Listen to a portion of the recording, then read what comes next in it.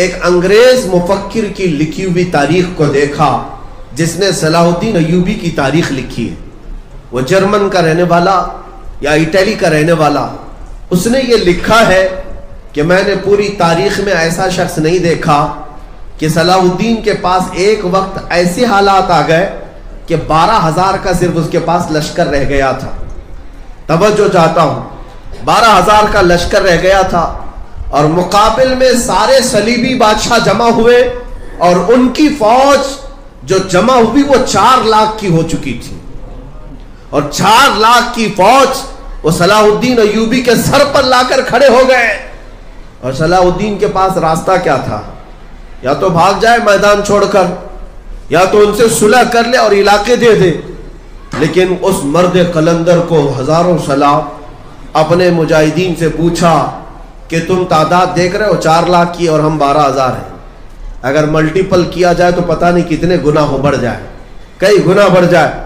صلاح الدین ایوبی کے ساتھ جو مجاہدین اسلام تھے, جو نوجوان تھے, انہوں نے صرف اتنی بات عرض کی کہ صلاح الدین آپ ہم سے اجازت کس بات کی لے رہے ہیں؟ کیا اسلام میں آج تک کبھی تعداد دیکھ کر کے جنگ کی گئی ہے؟ اگر تعداد دیکھ کر جنگ کرنی ہوتی تو رسول اللہ بدر میں کبھی نہیں جاتے. اگر تعداد ہی کا مسئلہ ہوتا تو خندق اور احد میں حضور جاتے ہی نہیں. ہر جگہ لوگ دشمنوں کی ہی میجورٹی تھی.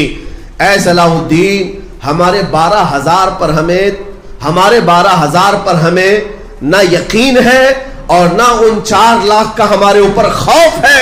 اس میدان میں ہمارے ساتھ جو کچھ بھی ہے وہ اللہ کا بھروسہ ہے, اللہ کی ذات پر بھروسہ ہے. مومنوں, اس بھروسے اور توکل کو چھوڑے بیٹھے ہو. آج کروڑوں کی تعداد تمہاری ہے لیکن ڈرے سہمے ہوئے.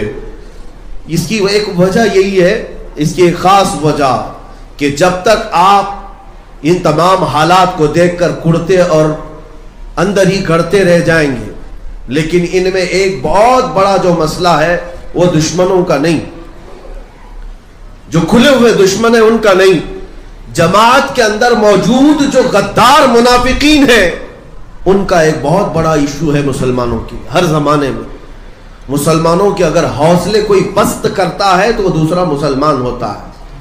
مسلمانوں کو اگر پیچھے ڈھکیلنے کی پلاننگ کرتا ہے تو مسلمان ہی آتا ہے. میرے مرشد گرامی حضور تاج الشریعہ رحمت اللہ تعالی علیہ نے ایک آیت کی تشریح بھی فرمائی اور ارشاد فرمایا. یہ 5ویں پارے کی آخری آیتوں میں سے ہے. اللہ تعالیٰ فرماتا وَلَن يَجْعَلَ اللَّهُ لِلْكَافِرِينَ عَلَى الْمُؤْمِنِينَ سَبِيلًا. اللہ کا فرمان سنا رہا ہوں.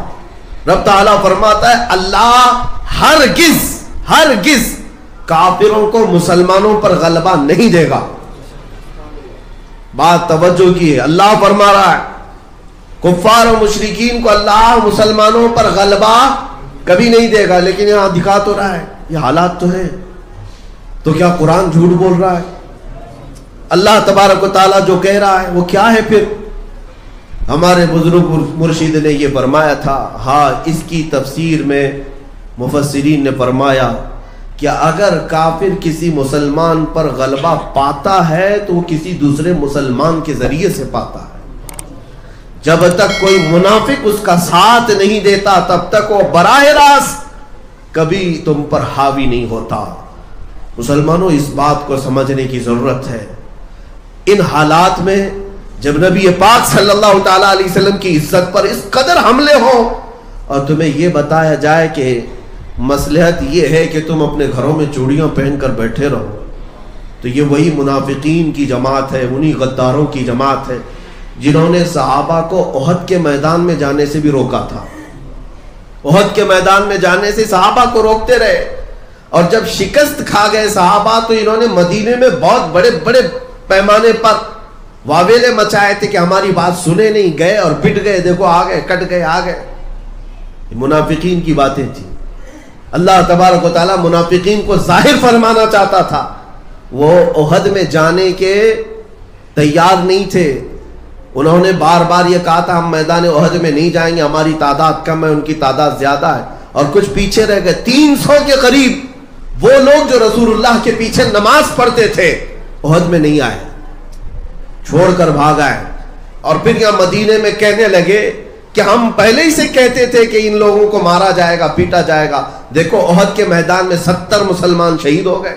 ہماری بات سنتے نہیں، ایسے ہی چلے جاتے ہیں اور ایسا ہو جاتا ہے ویسا ہو جاتا ہے. یہ جو پیٹرن ہے نا، یہ آج بھی چلتا ہے، آج بھی چلتا ہے. کہ ہم تو بولے تھے، پہلے ہی سے بولے تھے، کائے کو اس میں سر کھپانے کی ضرورت تھی. دیکھا مارا گیا ہے، پیٹا گیا ہے، کیسوں میں اندر چلا گیا، کیا ضرورت تھی اس کو. منافقوں تمہیں پتا نہیں، ہم اگر پیٹے جاتے تو صرف نبی پاک کے نام پر. تم کیا سمجھتے ہو حضور کی عزت کی بات کرنا اور گھر میں بیٹھ کر صرف نعرے لگانے کا نام محبت ہے؟ ہاں، محبت اس وقت ہوگی جب بلال حبشی کی طرح تم بھی میدان میں گھسیٹے جاؤ، خبیب ابن عدی کی طرح تم بھی سولی پر چڑھائے جاؤ، تب پھر تو امتحان ہوگا، تب پتہ چلے گا. عزیزان گرامی وقار، میں آج آگاہ اس بات سے کرنا چاہتا ہوں کہ ان منافقین کی چھتر چھایا سے بھی باہر نکل آؤ، ان غداروں کی جماعتوں سے باہر نکل آؤ جو دائرہ اسلام میں رہ کر اسلام کو جتنا نقصان پہنچانے کی کوشش کرتے ہیں وہ کفار و مشرکین سے بھی اتنا نقصان نہیں ہوتا ہے. آپ نے دیکھا کہ باضابطہ طور پر مسلمانوں میں ایسے لوگ پالے جاتے خریدے جاتے ہیں، ان کے چہرے پر داڑیاں بھی رکھوائی جاتی ہیں، ان کو جبے کبے بھی پہنائے جاتے ہیں، اور پھر یہ زر خرید ٹٹو وہ ہیں جو مومنین کے حوصلے پست کرنے کے لیے لائے جاتے ہیں، اور وقت آتا ہے تو یہ بدل بھی جاتے ہیں. آپ نے دیکھا ہوگا کتنے زمانے تک اتر پردیش کے وقف بورڈ پر ایک شیعہ نام سے وسیم یہ غلبہ حاصل کیے ہوئے حکومت کر رہا تھا، صدارت پر بیٹھا ہوا تھا، بنام مسلمان تھا. لیکن میرے عزیزوں، جب وقت آیا تو ان خبیثوں نے اپنا اصلی رنگ ظاہر بھی کیا اور بدل بھی گئے، چلے بھی گئے، اور قرآن پاک پر حملے کیے، حضور کی ذات پر حملے کرنا شروع کیے. یہ وہی لوگ ہیں جو زر خرید ہیں، بکے ہوئے ہیں، ان کے ناموں پر کبھی